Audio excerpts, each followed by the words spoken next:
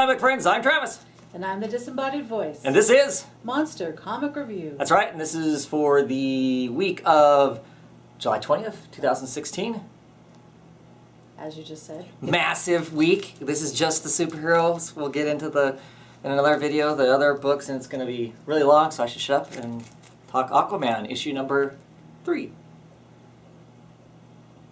This kind of smacks of the xenophobia that is going on in the world right now. At least in America, right? Oh, yeah, you're right. Well, I don't know. Brexit. There's Sure, some okay. xenophobia behind that as well. Yeah. But we're not here for politics, but Aquaman is. I don't know, I'm here for politics. It's part of what makes comics interesting true. sometimes. At any rate, so yes, in this issue, of course, it's the aftermath of the massacre at the embassy for the Atlanteans. Spindrift, yes. And the U.S. government being proactive jumped on this opportunity to shut the thing down because it technically is on U.S. soil. They've taken the sovereignty back from the embassy, and they aren't letting any of the Atlanteans back on, back on the thing. They've shut it down, and so Mr. Curry has to go to Washington. Yes. And things don't go well for him there. Takes Mira with him. Thanks to Nemo. Nemo? That's what they call themselves. Oh yeah, that's right. N-E-M-O. We don't know what it stands for. Yeah. Nemo. Right, which is the group that scooped up Black Manta at the end of the last issue. Right? Yes. So yes, they're in Washington trying to talk their way into getting their embassy reopened. That it's important as far as Aquaman is concerned. It's important that they get it reopened so they can heal these wounds and get the paranoia and the fear all figured out and whatnot. And he almost seems like he's about ready to get past an impasse, with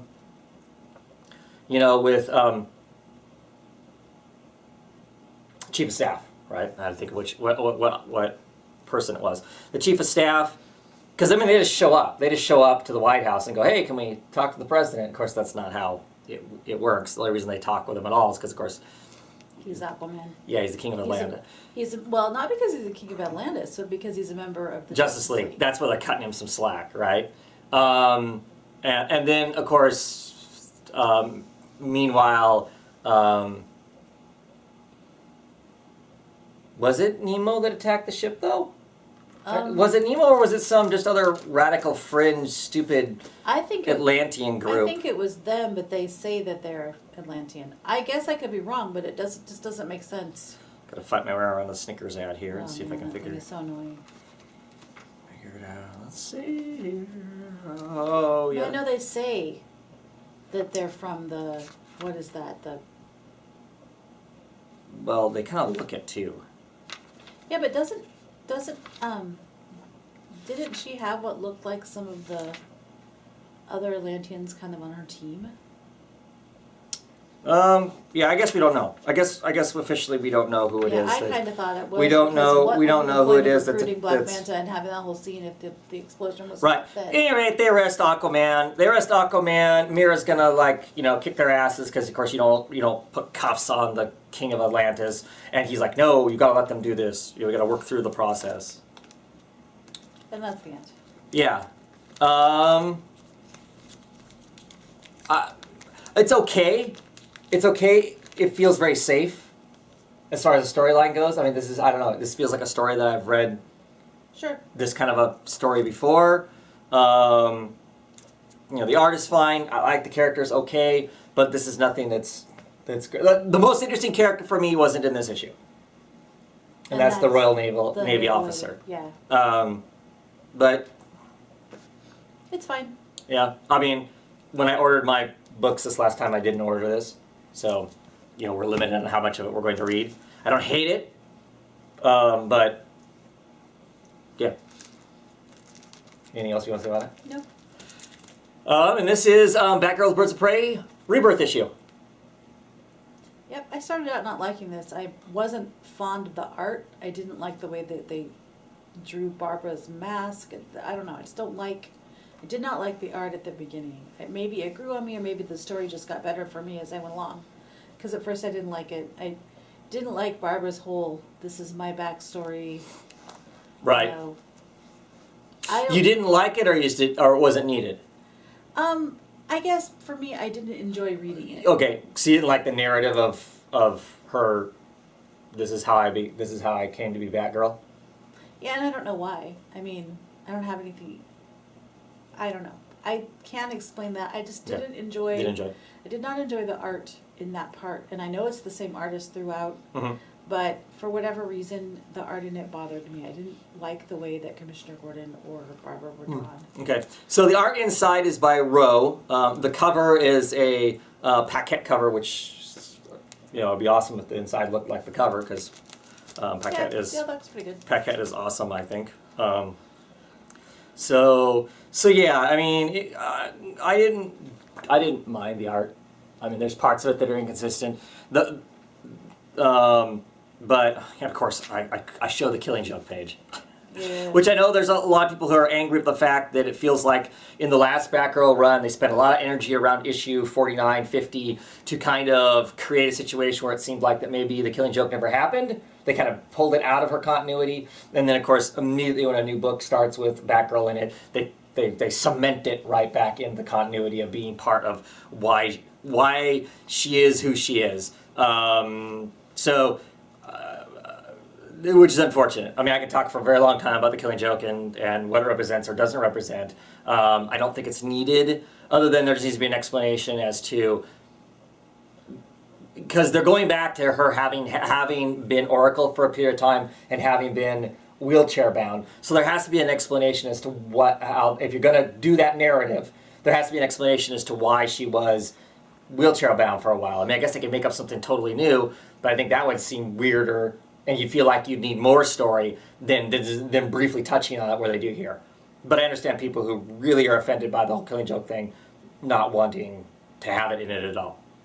As far as the Killing Joke goes, I guess being the naive person that I was when I first heard that story, I don't even know if I've read it. I doubt you have. I don't own a copy. Yeah, I haven't read it. So I don't think you... So I think I've only seen it in, various Sure. Batgirl memory sequences. Mhm. So I only knew that the Joker shot her. I did not know that there was potentially a rape also.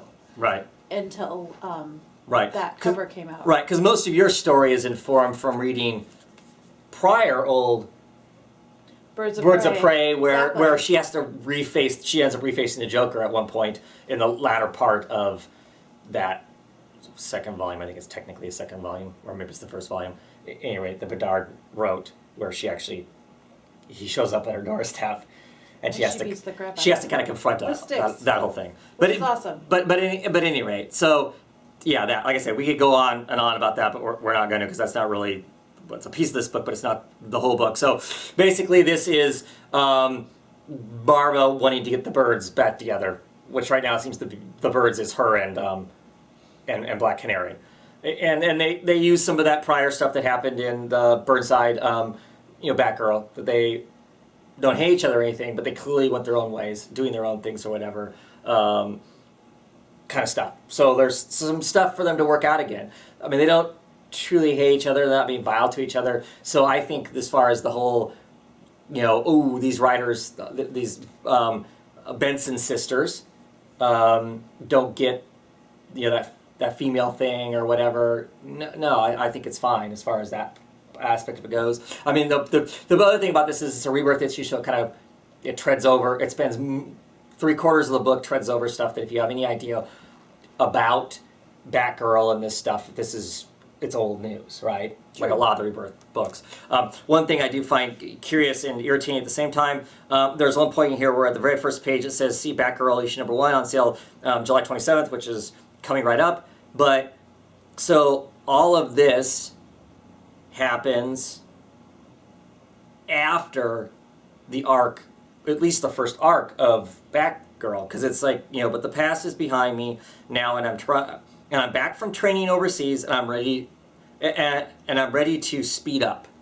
So all the stuff that we're going to see in Batgirl happens prior to Right, this. before the Birds of Prey. And then sometimes that, and sometimes, I mean, that doesn't necessarily taking anything from either story other than, you know, if you're reading both, you're going to have to keep that in mind, that the two are separate from each other. This is future Batgirl versus current Batgirl, or past Batgirl versus...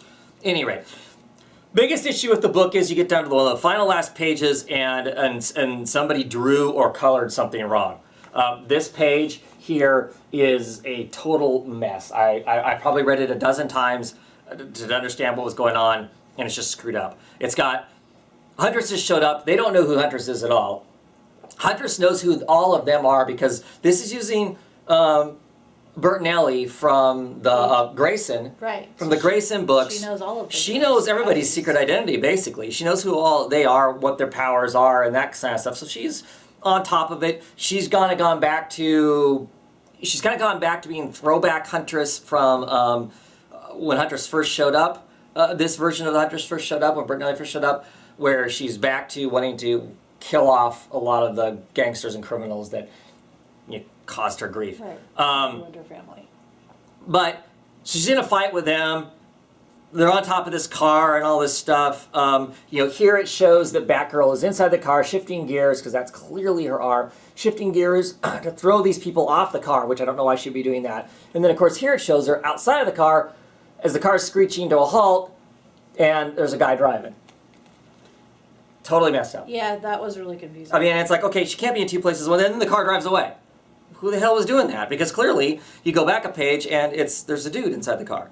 She tases one of the dudes, and he's there in the car, and Huntress is on top being all badass and whatnot. I like the art when I got towards the end of it. I don't know. Yeah, There's some, I know, but there are some faces that look. Yeah, I don't like Batgirl's face in that picture. So kind of goofy. Yeah. She looks a little and over I the don't top. know. I Toothy. don't like that much of her face showing through her mask. I don't know why.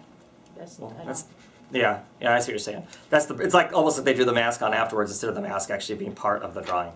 It's like they colored it in afterwards and put ears on it. Is what it looks like instead of it being a separate piece. I still kind of like the book. I mean, like I said, I don't hate it. It's the Rebirth issue. As soon as I picked it up, I went, oh yeah, this is the Rebirth issue. I kind of went, with it anyway, just because it's not. Let's get to the real story. I mean, this starts the story in this issue, which is better than some of the Rebirth books where they just rehash a bunch of crap that doesn't matter. I think voice-wise, I think the Benson sisters are. I'm with you there. I think all of them seem perfectly fine. Right now it all seems to match up pretty well. So I'm excited for that part of it. We'll see how. I mean, this first storyline basically is somebody has stolen the Oracle identity. Of course, we kind of heard that story before, in a sense, in the Burnside Batgirl thing. But here again, somebody else has done that. They actually mentioned Frankie in this for anybody who's like, oh my God, they just threw all the Burnside stuff out. Frankie's off doing other things. She's not being a version of Oracle, because Frankie was kind of doing that in the Burnside book. So it's not like the character was completely ditched. At least mentioned them. So it's not. So it's organic. So it's organic that she's moved away from that, because clearly Batgirl's coming back from being overseas, so she's not in touch with a lot of this stuff. So voice-wise, they all seem to work. I'm looking forward to watching these ladies figure out how to work with each other and be friends and whatnot. And I'm hoping that these women, the Benson sisters, write that. I mean, that was a cool thing about Birds of Prey. Those ladies didn't all start out being really just happy about everything. They had hurt feelings occasionally. What was cool about the old Birds of Prey is that they showed them working through that instead of just continuing to be bitchy, catty women. That whole aspect that does happen. Don't punch me. But isn't how all women are in the world, and so was there. So hopefully we get that in this too. The ladies that are writing it, add those aspects to it. Okay. I'm talking too much, is that you're coming? So, Batman, issue number 3. King and Finch with Valeri Colors book. Yes, and I actually kind of enjoyed getting the Gotham and Gotham and Gotham Girl, yeah. Their background, their history. I kind of liked finding out that I now don't maybe have to worry about them turning out to be these horrible, evil people. I said maybe because it's Gotham. Right. And, Right. So, Agent matches. Angel Which- Malone. That cracked me up because they're like, and you know, he's like, your name again, and as I'm turning the page, I'm like, Malone. Yeah. Agent Malone, as I'm saying it in my James Right. Bond voice, because it's obviously Batman is Well, not just well, Malone. well, right. Which is And- weird because normally Matches Malone is A private detective. well, he's a criminal. He's actually he spends as much time in that's one of the identities he uses to go into Blackgate. That's true. So we get kind of a brief. They went away someplace to Africa or whatever. Suddenly needed a whole bunch of money and then came back. We also get basically the Gotham experienced kind of the same thing that happened to Bruce, except for Batman's there and saves them. There's some conversation about fear and how you let fear dictate your life or not. That comes full circle in the end. And then we get these people come back. Basically, they're fanboys. He's a fanboy, and his sister follows in her big brother's footsteps. Basically, they're fanboys of Batman. I mean, that's really what they are. And they've got powers, so they're going to use them because they're fanboys. Let's do the same thing Batman does. There's some conversation that's interesting. I like this issue better than the other issues we've read, which is good because I have not been feeling Batman. I don't really like the way Batman has been portrayed himself.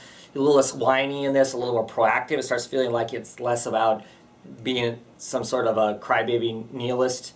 And of course, I'll admit I'm super excited by the end of it because not only do we have Hugo Strange is in the book, which yay, to have Hugo back and do a story with him. I think he's an interesting character. But there is another supervillain that is introduced in this that I'm a huge fan of. I can't remember him really being much in Batman ever, except for in way back in the day, Earth 2, Earth B Batman, back when the old people from the Justice League were on Earth 2 and the young, fresh-faced, superheroes were on Earth 1. He was on Earth 2 with the Justice Society a lot. He was that kind of and Wonder Woman and that sort of stuff. So, Psycho Pirate. That's what it's called, though. Yeah. So I'm stoked by that. And of course, he's a basket case. Psycho Pirate is always a wreck, and he's being manipulated. And he's being used as a tool for Hugo, and Hugo seems to be working for Waller.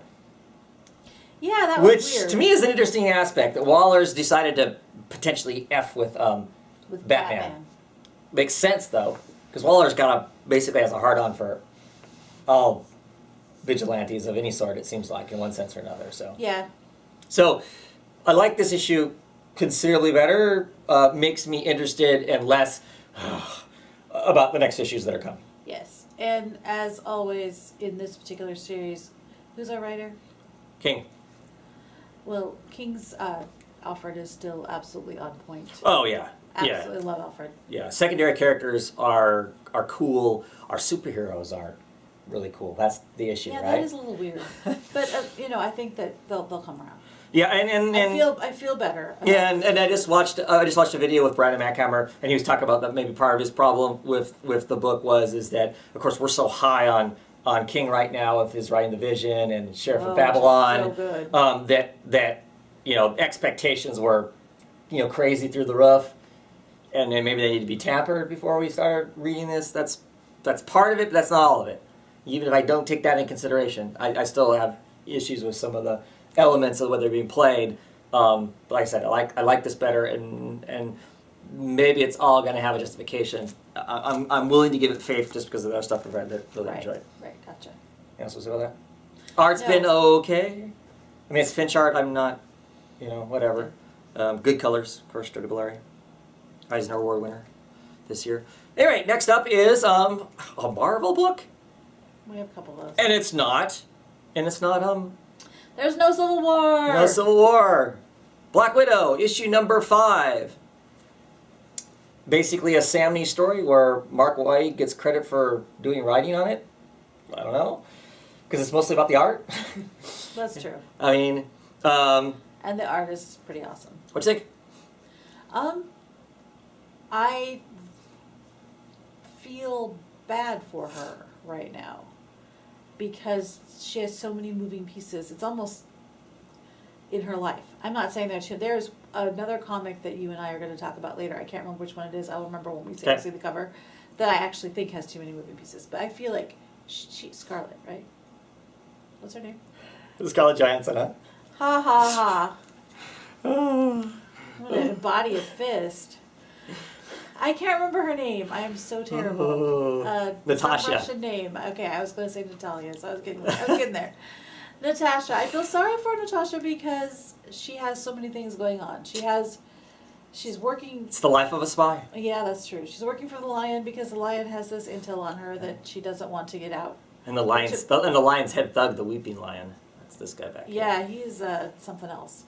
So there's that, and then she makes a SHIELD agent and is trying to protect him and trying to explain to him while pretending she doesn't know he's a SHIELD agent. Right. So it's so, it's hard being Natasha right now, especially because some people can't remember her name. That's right. I drew a blank as soon as you said Scarlet. At any rate, yeah, I mean, I really enjoy this book. I mean, it's definitely spy. It's got heavy spy elements. It's got all the typical trappings of the spy element. Every issue has some sort of a chase scene, fight scene in it, which Samney does brilliantly on. They're always really interesting. I mean, this one, they're stuck at the top of a parking garage and smash through it and, grappling hook away from it and a whole bunch of stuff like that. Which was all really exciting. The aspects that we get of the Weeping Lion here, where he basically crushes the crap out of another thug who doesn't do his job right, so exactly. he gets and he doesn't even really get to explain it. So he gets put down. That whole is really done really well. Chris Samney, the negative space that lots of Chris Samney art has yes. into, so really well because it's all menacing.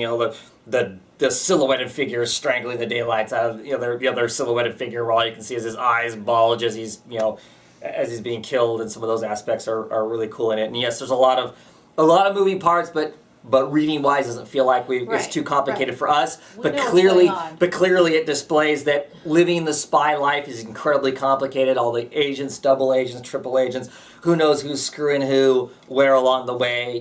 We kind of get some more justification in this. She's kind of explaining to him and to us as readers why she's doing what she's doing a little bit better than just somebody's got some dirt on her and they're going to expose her. There's a little more to it than that. That she really is actually probably helping SHIELD out. They just don't know it. Right. As per typical and whatnot. Still really liking the book. And so happy that it doesn't tie into Civil War in any way, shape, or form, and doesn't look to be.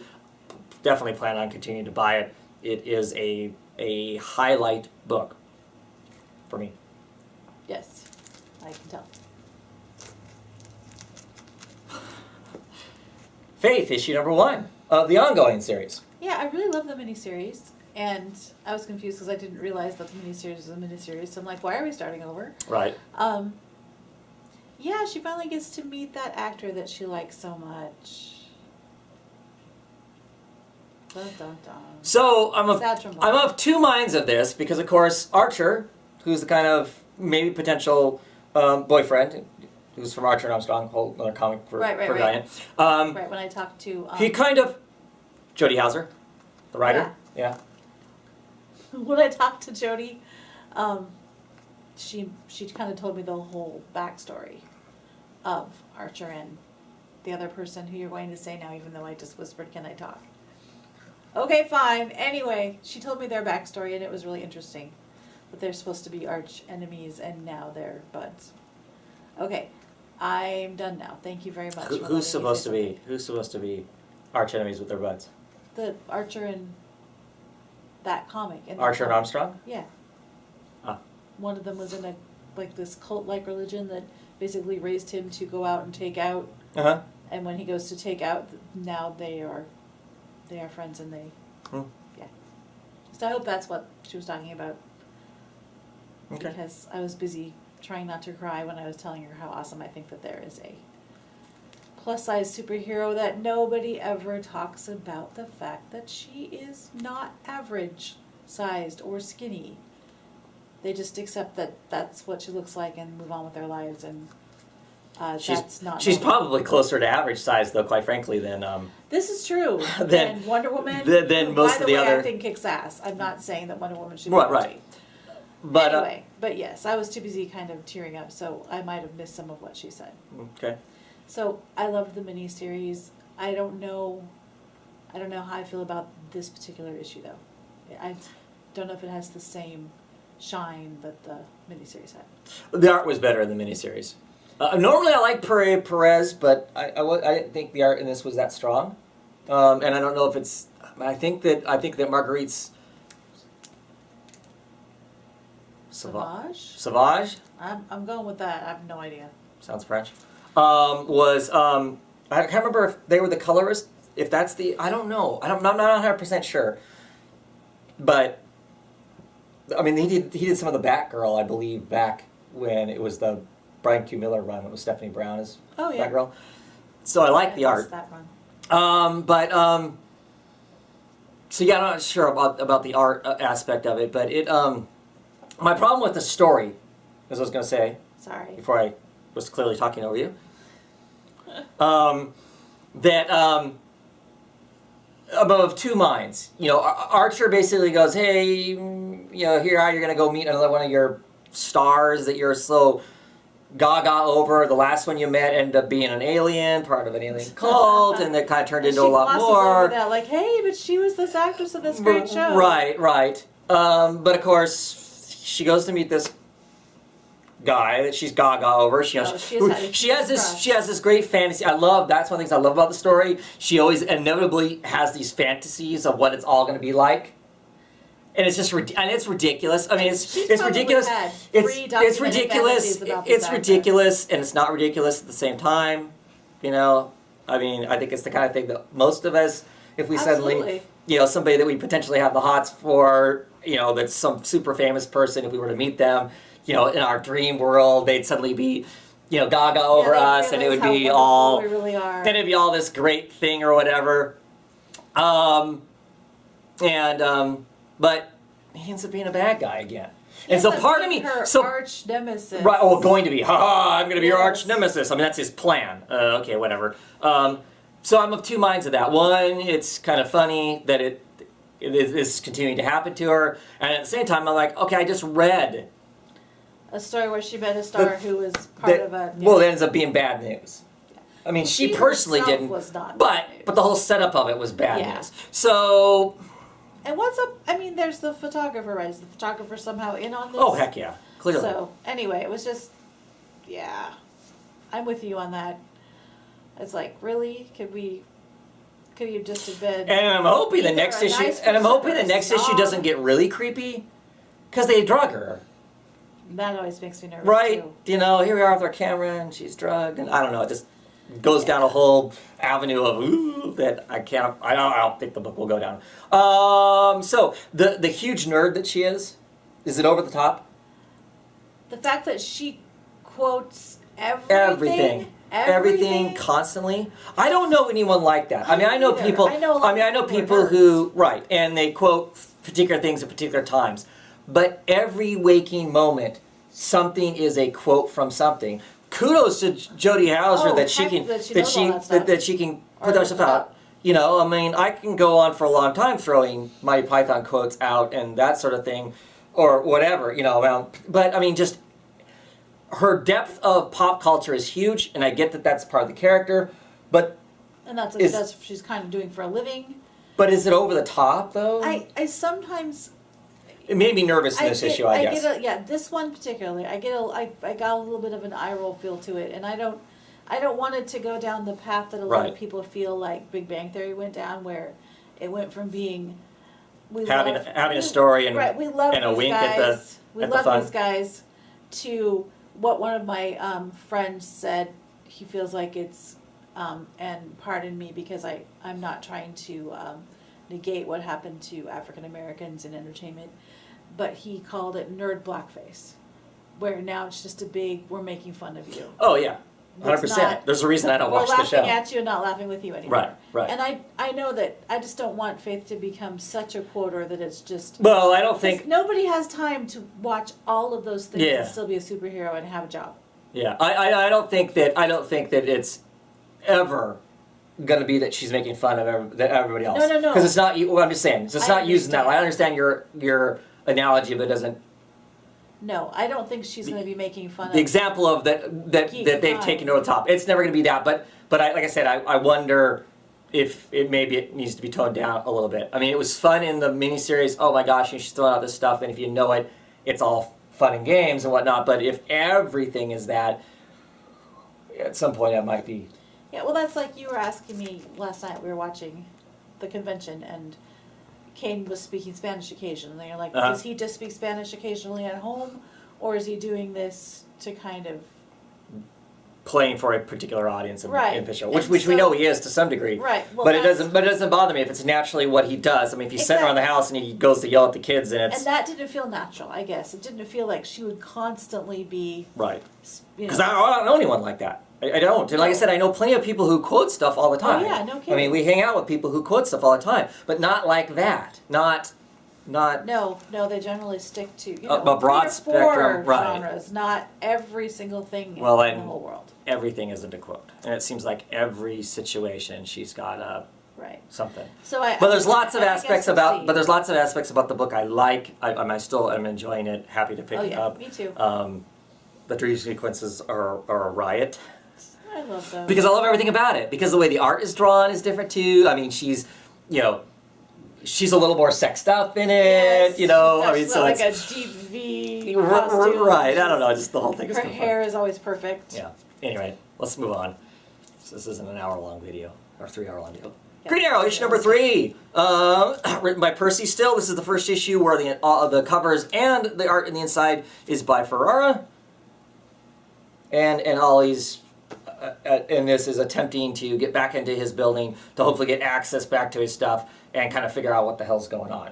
And also we get more looking at the 9 rings. Is that what it's Right, 9 circles. 9 circles, 9 circles. of hell, Dante's Inferno. Actually, a character in it called Dante. So that's cool. So we get that two parts of the story bouncing back and forth between what they as a evil, sinister organization are doing or attempting to do versus Ollie trying to get his life back because he's just kind of screwed right now. So he's breaking into his own building. You kind of see him go through the process of how do I break into my own building and not hurt my own people, because technically at some point these people are going to be my people again, he believes. So he's beating them up, and it's like, well, I guess I'll have to pay that guy more, Right. He's going to get a bonus. He'll get a bonus. He'll get a bonus for, I don't know, failing at his job. I'm not sure exactly what but yeah, and then when he gets inside, he finds out just how bad things are. I mean, he clearly knows that some of his execs are bad news. They're the people who screwed him. Right. Now he finds out just how bad it are, that they're part of the whole... Right, they're part of the 9 Circles organization. Right. Which is, what would be the most evil organization they could come up with? It's a bank. Yeah, well, yeah, it's a bank for superheroes, right? It is staying with the theme of him versus the man, right? So it's a bank. So I like that. I like the idea of there being a supervillain bank. It makes a certain amount of sense, So I'm all for that. I like that. Oh, the other aspect that's in here is we are continuing the story with Diggle, and Diggle clearly they have had some beef in the past, but he's not okay with the fact that it sounds like that 2 things, that Ollie's gone. Right, and it is. And he got screwed too. So he is doing his own investigation of the 9 Circles to figure it out. Black Canary, of course, is not okay with the fact that No, and Ollie she's has heading been straight into a that trap. Ollie's name has been mud raked basically, that he was not that kind of a person, and so she's going to do her best to administer justice, and so yeah, she's rolling into a trap. We're still not exactly sure who, Yeah, what side Emmy's on. I understand Yeah, that, I still think- Shadow's being I still think that she's being Played. right. but I don't Shadow's know got what's- leverage against her. She thinks she can't. She's kind of acting like she can't do anything because these people have all the power. I still think that Ollie's sister is playing. I still think she's the hero, Good. I and she's hope so. and she's kind of playing along and for the bigger exposure. Not that she's in cahoots with Ollie at all, just that she's, doing her own thing, I think. Okay. What do you think of the art? Find out. I like it fine. Yeah? Yeah. Oh, I'm enjoying the book. Yeah, I am too. Happy to be reading it, Yes. which is a pleasant change, Yeah. as we've said for 4 issues now. So many Green Arrows that are not. Yeah. Green Lanterns issue number 3. I know we're not going to keep picking this up, but as far as semi-misfit feeling Green Lanterns go, I like these guys. Okay. See, I guess that's it. I like the character. I really actually enjoyed this issue, but my problem is the reason I enjoyed this issue, I'm intrigued by the Belize part, where Baz heals her and basically reverts her back to her natural form. That was really cool. Where she's un-Green Lantern, which supposedly you can't do. You can't go back. Red Lantern. Oh, I'm sorry, un-Red Lantern. Supposedly you can't go back. Suddenly she's back. You get to see who she really is, which I'm not. I mean, I know the character just from what little bit of Red Lantern stuff I've read and what little bit of Supergirl I read during the New 52, that she was around and in and that sort of thing. So I don't really know the character that well. So getting that little brief glimpse into who she possibly was, and now she's kind of off running because she's freaked out because she's raged. She ends up slipping back into rage, but not total rage. Right. So she doesn't know. She's kind of off. Right, so she's an interesting element. But that's my problem. I'm more interested in this person that's not really potentially part of the book. I mean, and I keep... Like the healing thing, I'm like, that's an really interesting aspect. Especially for him to have it. Yeah. Because he's kind of, he falls into the typical category, in my opinion, of Green Lanterns, kind of hothead, brash, I'm just going to kick its ass kind of thing. Right. That's the thing that makes Jessica Cruz interesting, is that she is this kind of frightful basket case to some degree. She's fighting a lot more stuff to try and be Green Lantern, and that's the part that makes her interesting. For whatever reason, though, the story itself, I'm just not really that intrigued in. I like the two characters, but I'm not intrigued. I have a feeling I'm going to enjoy them more in the other books they're in, because I'm going to get to see the aspects of them I'm interested in, but not whatever's going on here.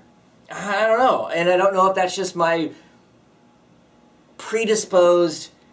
It's Green Lanterns, and Star Cop. I just don't care. I don't know, but something about that. I know plenty of people really enjoy the book a lot. Like I said, I kind of like the characters, but I just don't like what's going on with them particularly. But of course, at the end of this, you got a problem, because Jessica's feeling a little rage. She's getting a little pissed off. Tiny bit, red glowing eyes. Nope. I'm not going to probably notice that it's gone. We're not getting it anymore. Right. We'll have read another probably 3 or 4 issues before it's gone. So next up we have Hellblazer Rebirth issue. Written by Oliver, art by Mortat, who of course used to do the art on All-Star Western back in the 50s. Who started the first Jonah Hex stuff on it? I remember that. Yeah. Enjoyed it back then, the art back then. Yeah. For a while. Then it started to get really fatiguing. The women's faces are all kind of the same, falls in the same category as Finch as far as some of those aspects go for me. What'd you think? It's okay. Kind of an introduction of to Constantine and gets him back in England. Gets him back in England. That's the real focus here, because of course in the New 52 he spent the entire time in New York. He basically fights his way back in England. There was something about he had made some sort of deal that he would never come back. He bests the demon, a la pretty typical Constantine, besting a demon that he had made the bargain with. There's some character named Mercury, which part of me feels like she's somebody who's been around before, but I'm having a brain fart on placing her. Maybe somebody who watches this that's, of course, up on the Hellblazer stuff that will point that out to me. Because it's been a long time since I read the original stuff. But I feel like that she's somebody that's been around, but I'm not 100% sure on that. Younger, but was around. I don't know. Yeah, my problem is I'm just not keen on the art. I mean, just about anybody else doing the art, and I'd be more excited about it, I think. I feel like he made Constantine look more like the actor that played Constantine in the TV show too. Ryan, whatever. Yeah. Not that he's a bad-looking guy. I don't know. Yeah, the floppy hair. I'm not into the floppy hair. Yeah, Constantine's always either been spiky or slicked back. Yep. I guess. Not floppy. Yeah. Not that it's 100% floppy there, but it does No, kind of look I that way. know. I don't know. I'm just not, like I said, I mean, Moorcat's one of those, he is got his own style, you know, and it is what it is. And of course, he always has these very vacant backgrounds, very static backgrounds that are always kind of drawn kind of wispy when there is a background. So, like that's horrible. To me, that's just like, I mean, that's something proportionally, Right. that's really strange. Something that I would draw. And then you can show John's face. He's doughy-eyed. And I just don't. Yeah, it He's- doesn't. he's It doesn't doughy-eyed. look. It doesn't look like. It doesn't. That's adorable. I think you're looking for the doe-eyed. Okay. No, it's doughy. It's not dough. I know exactly what you're saying, but I'm saying doughy anyway. I understand. So I understand. interesting though that they had Wonder Woman, Captain Marvel / Shazam, and Swamp Thing in this. That I kind of like that aspect of it. Yes. I kind of like the Yeah. fact that they're like, because they can Who's gonna feel vouch for this dude? they can feel that something's going on, and they're trying to decide. Of course, Captain Marvel's had bad experience with him, so Captain Marvel's like we should just put him down. Let's just go punch him out. And Wonder Woman's like, well, you know, I don't know, you know, and Swamp Thing's vouching for him. Swamp Thing's Right. going, yeah, I don't like the guy either. He's a douchebag. He's a douchebag, but at the end of the day, he's always Things done on the side he's of the always right. doing the good thing at the end of the day. At the end of the Right. day, it ends up being what's best. And I like that. It was interesting to see, you know, he's still they still have him in the universe with everybody else. And it was interesting seeing some other magical oriented people have an opinion about him. And it not be Zenhana. Yeah, that's true. You know, not to have anything against Zenhana. I love Zenhana too, but Yeah, she's awesome. that's just it's always her. So it was kind of cool to have something different than that. So, at any rate, anything else we want to say about that? No. Hellcat, Patsy Walker, aka Hellcat number 8, Civil War tie-in. That gets a big. Did you even read it? To speak in the stupid, horrible internet speak, that gets the teal deer, too long, didn't read. I know.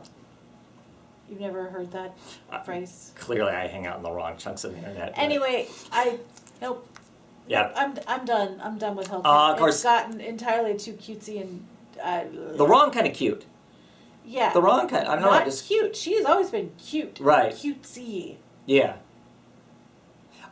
I just- Almost dumb at this point. Yeah.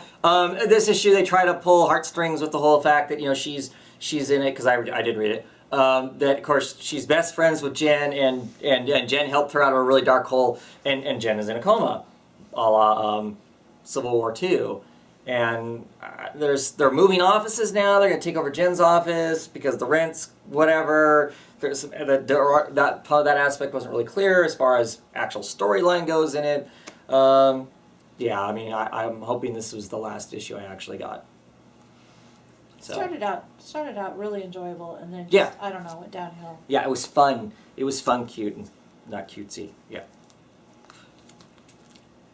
This is Justice League issue number 1, the official number 1. Whereas last week was the Rebirth, right? Wasn't it just last week was Rebirth? I think so. So get the big crew here. Yep. I like the people for the most part. It seemed like there was something I didn't like about it, but I don't remember. And guess what? What? Wonder Woman has a lightning bolt. Yes, you can see it very clearly on the first page. Which I still think is weird. Yeah, I mean, don't I'm bringing it up because of course lightning bolt. we forgot it. You Maybe in didn't one notice of- it last yes, one. exactly. But Maybe- I'm also bringing it up because to me it's just it still continues to be strange. I don't remember her walking around the lightning bolt. It looks badass. Oh yeah. It looks. I mean, I love watching her ride down on the thing, where she's just basically using it as like a way to jet herself down into the battle, and then her slamming down or slinging it around. It looks all cool. I just don't know where that comes from. I know. I'm waiting to see the Wonder Woman book. We kind of. No, I don't think so. I think that they. We're just gonna go with I think this, yeah. largely in this issue. I mean, I don't know how much Hitch is talking with Rucka, because right now Rucka's kind of the equivalent that Snyder was for a while with the whole Batman. If anything was going to happen with Batman, it was always kind of run through Snyder because he was the Batman thing. All right. People are running their Wonder Woman stuff through Rucka just to make sure that they're kind of on the same page. Sure.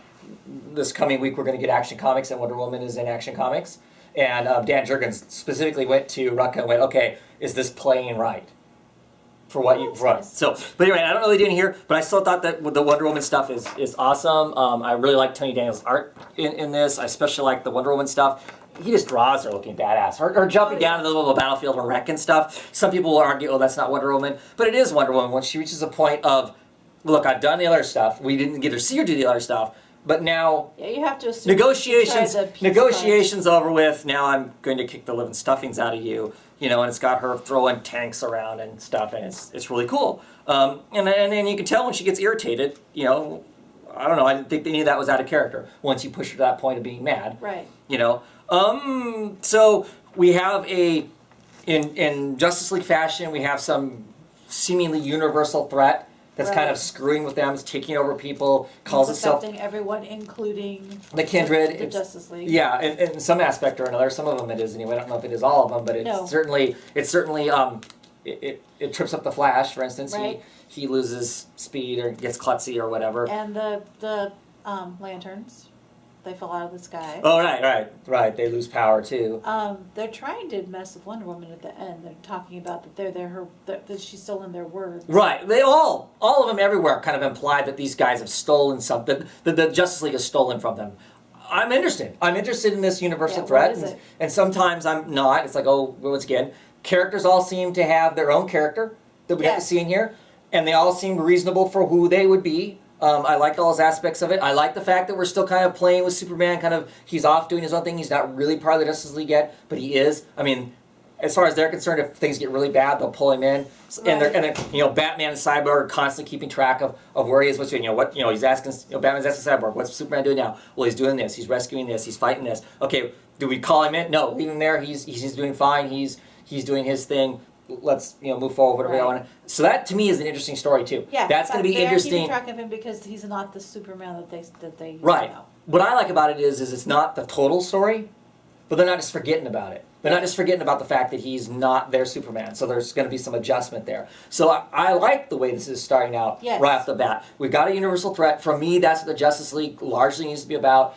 These guys coming together and fighting this, and then you have kind of interesting personal bits about them, which is a hard thing to do in a big team book with these massive personalities to try and make that all mesh together. First issue, really happy with. Like the art. Tony Daniels, I feel like he's moved more back to his early Batman drawing with Grant Morrison.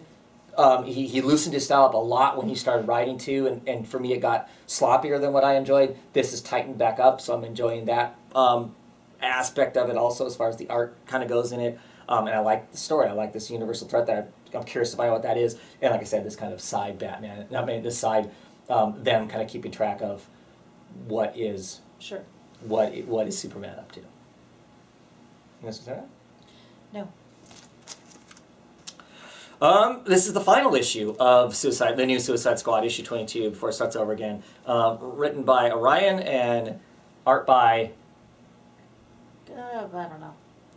It's probably Cliquet or Cliquet? something. I have no idea because... Cliquet? Yeah. Hard to tell. I don't know. Anyway, love that cover. That's a Ferrara cover, by the way. But the whole cycle evolution of Harley. Just like you'd have the evolution, of man. Man from ape to the idiots we are. So I think kind of a one and done. Yep. It's funny. I am sick to effing death of the Joker, but because he was just everywhere all the time for so long there in the previous. The Batman run. But I'm not sick of Harley in this sense. I didn't enjoy Harley's series that we tried watching, reading the beginning of it.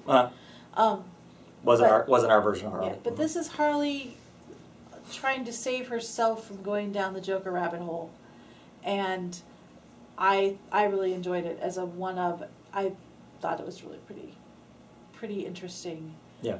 Her just kind of skipping through versions of herself and elements always being attracted to the crazy that is the potential element Joker. And the potential elements that maybe are part of her past and those things and all of that, right? Yeah. What I liked about it, I guess, also was it was a more serious telling of getting the more serious version of Harley versus her own personal book, which is a fine, fun book. If that's what you're wanting to read out of Harley, it's great for that.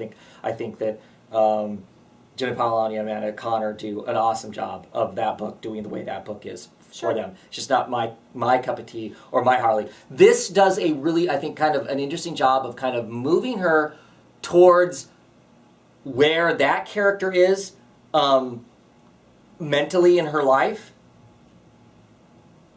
and how she views the world, without it being that goofy, funny version of it. Yeah. Do you know what I mean? She's still clearly bonkers. She's still clearly, in some ways, very mentally unhealthy and unfit and damaged. But it also shows her. I feel like this whole psychological thing she's going through here moves her away from, in the regular book, moves her away from being the Joker sidekick a little more. And so entwined with Joker that she can't see herself past Mr. J. Well, no, it's not. We all know it. Is, but we all know it's not. I mean, I think everybody knows that it's not. I mean, there's aspects of that are fun. It was fun in the cartoon. But as soon as they started putting it in the comics, it got a level of seriousness that makes it kind of ooh. Well, do you remember way back when the comic with Harley and Catwoman? Yeah, Gotham City Sirens. Yeah, Gotham City Sirens. And they kind of work past it there too. Right, and when she finally kind of snaps and goes to rescue the Joker, everything about the way that she does it is so. It's a descent into madness, but it is so serious. Right. I mean, it's so hard edge. She is not going. I mean, it is. She is scary. That is Harley at her absolute dead, most serious, scariest. That's when I like her. Yeah, and so the Joker rabbit hole is not, not the cartoon Harley Joker. Right. For relationship. Sure. It is a scary, scary, terrifying place to actually go. So I appreciated the fact that they were talking about that again, because Gotham City Sirens is one of my favorite books. Yeah, and I really appreciate the fact that this being kind of a one-off book by people I quite frankly don't know really. I thought it was really good. It was. So I'm hoping this lands these people potentially some other work somewhere, because I thought it was a relatively smart book for one book. Maybe I'm reading more into it than some other people will. But like I said, I really enjoyed it. I liked that whole thing. Because I like that aspect. I like the serious, scary Harley Quinn. And when I say serious, I don't mean that she personally is serious, but them just writing her in a way that functions within the rest of the DC universe, as opposed to kind of the somewhat alternate reality that the other Harley book is. This is clearly successful. That's clearly successful, right? Kind of, and the thing about Harley is that what I was gonna say something about that when you're talking about the deadly Harley. Oh, it's that she's smart. Yeah. And that's one of the things that people don't remember about her is that she is a psychiatrist. Right. She's smart. Right. She's just. There's some art aspects in this that are really fascinating. Like as she's talking, the picture behind her keeps changing. Yes, I saw that. It's awesome. it's like a character of Scarecrow, it's a character of Joker, it's a character of Two-Face. I mean, it just keeps swapping behind her. I like that. So it's clearly it's all in her head and whatnot. Yep. Final issue is Superman issue number 3. More of the Eradicator. This is the Superman book that I've never been a huge Superman person, but as you pointed out when I said that, this is Tomasi who understands how to write father-son relationships. You have to add Gleason because they put Gleason as a writer in this because he didn't draw this issue. Sorry, Mr. Gleason.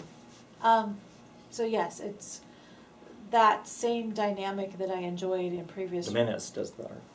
Yeah. In previous incarnations, I like in this that the family dynamic is what is making this Superman good to me. It's not just the Man of Steel. Well, save the day. And maybe there's been more depth to Superman all along. I don't know, but because I haven't really read a lot of Superman.